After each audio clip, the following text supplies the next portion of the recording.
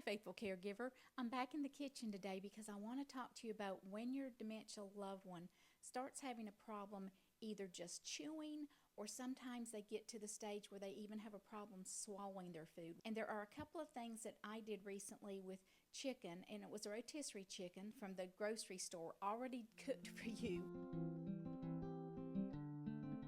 Makes up a huge bowl full of chicken, and I'm going to put it in my little blender here, and I'm going to pull this camera down so you can see what I'm talking about, to show you the difference between how fine you have to do it for it to be actually pureed chicken, and then how it looks when you can just puree it a little bit and not as much to make a soft chicken salad.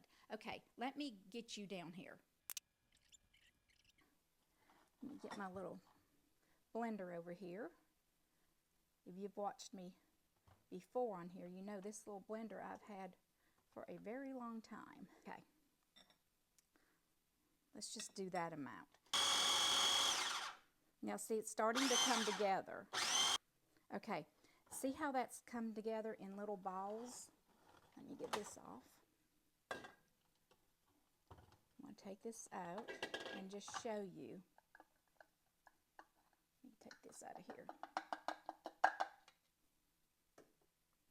All right, when it is like this, when it has pulsed down to where it's in little balls like this, then that is at the stage where you can make it actually into a good puree. That's going to be easy to do. Okay, so I think I've got it together now. I'm trying to figure out how to do this little mic so you can hear me. I need to use both my hands at the same time. So this is the puree when it's going to be like real puree. This is kind of like the little balls that it will form into when you're blending it, or when you're pulsing it. And then what I did was I just take a chicken bouillon cube. Everybody's used those. You probably have them in your cabinet.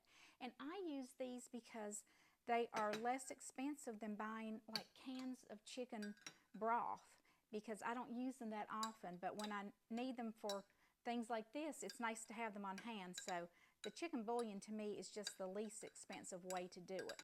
So then what I do is I just take this and I would spoon several spoonfuls into that pureed chicken, and let me get some in there.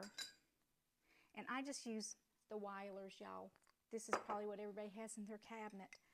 And then just take it and mash it like this and get it to a consistency that is like pudding.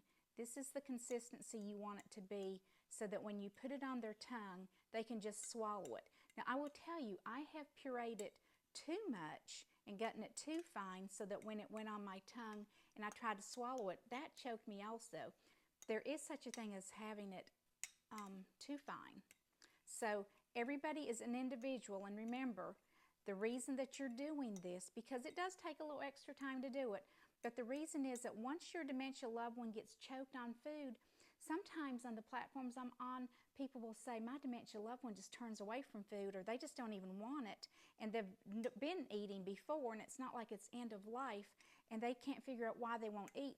Well, it's because if they've gotten choked on food, they become fearful. They get afraid of eating again because they're afraid they're going to choke again. Sometimes your dementia loved one will even go as far as to isolate themselves because they just don't want to try doing whatever that was made me feel like I was choking and I couldn't breathe.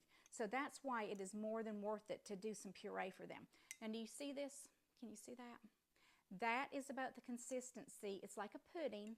So that's a consistency that you want, so that when you place this on their tongue, it goes down without chewing. And that's what puree is. It can be placed on their tongue and it will go down without chewing. The chicken bouillon itself will give it a lot of flavor, but if there's something specific that your loved one likes, you can just sprinkle that in there with it. But I just ate it like this because I just had to get some meat in me.